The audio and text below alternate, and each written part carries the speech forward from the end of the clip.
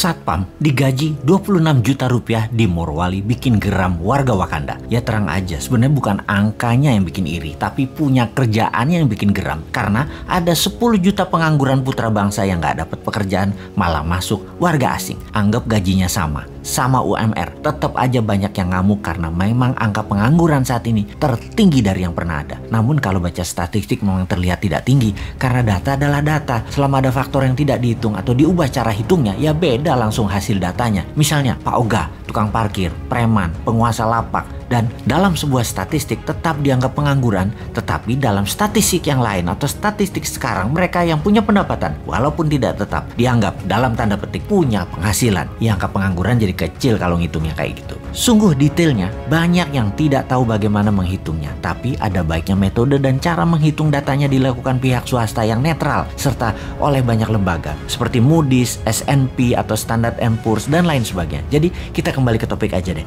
TKA Tiongkok yang membanjir besar-besaran dalam periode pemerintahan saat ini sangat melukai hati 10 juta pengangguran di Indonesia. Sebenarnya alasannya apa sih? Mereka lebih ahli? Nggak juga. Alasan pejabat aja biar dibenarkan pejabat tertinggi. Namun sesungguhnya pejabat ini yang membiarkan mereka masuk ini sudah menghina rakyat Indonesia berkali-kali, tapi tetap didiamkan karena gaji mereka yang besar dan banyak jumlah tenaga kerja itu. Sesungguhnya hal inilah yang menyakitkan hati banyak saudara kita para pengangguran di Indonesia. Oke, kita sebagai penyeimbang informasi, bagaimana harusnya mengingatkan mereka bernegara yang benar? Newman itu selalu punya penyeimbang pikiran dan punya solusinya. Kita sebelum memberikan usulan, kita ke Korea Selatan. Bagaimana Korea Selatan mengelola tenaga kerjanya? Nomor 1, buka lapangan pekerjaan buat rakyatnya terlebih dahulu. Ketika 100% rakyatnya bekerja, ternyata masih banyak pekerjaan-pekerjaan yang diperlukan untuk hal yang level bawah. Bangsa Korea adalah bangsa yang bangga nasionalismenya, maka pekerjaan level bawah itu diberikan ke orang asing atau tenaga kerja asing. Buruh pabrik kasar, pembersih sampah perkotaan, suster di rumah sakit, dan banyak lagi diambil dari tenaga kerja asing. Intinya, warga Korea Selatan dilayani tenaga kerja asing. Begitu juga Hong Kong, Taiwan, Saudi, dan banyak negara lainnya, termasuk Malaysia. Mana mau orang Malaysia kerja di kebun,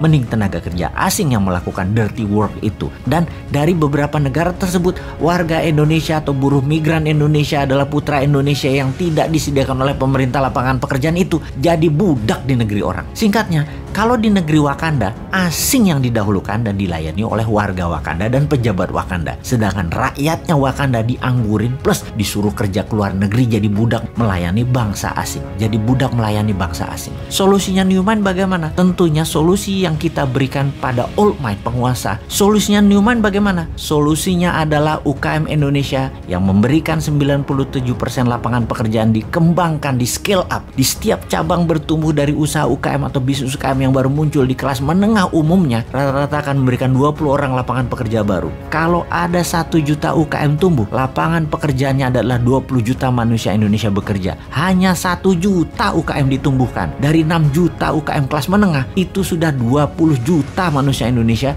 bekerja. Maka selesai sudah masalah pengangguran itu. Itulah kontribusi Newman. Contohnya bukan hanya wacana. Santara urun dana yang saat ini masih kecil kontribusinya, baru 100 UKM dibiayai. Sampai akhir 2022 nanti kita targetkan 10.000 yang dibiayai, alias 200.000 tenaga kerja akan terakomodir dengan sistem santara urun dana. Walaupun kecil, karena tidak didukung pemerintah, kita terus fight karena ada Anda sahabat semua yang mendukung. Kita maju terus, kita semangat terus selama kita didukung hati sahabat semua. Kembali ke solusi dari pejabat sekarang. Adakah mana keberpihakan Anda kepada UKM dan penganggurannya? 3 tahun ke depan deh ditunggu solusinya. Ada nggak? Jangan-jangan nggak ada deh lu.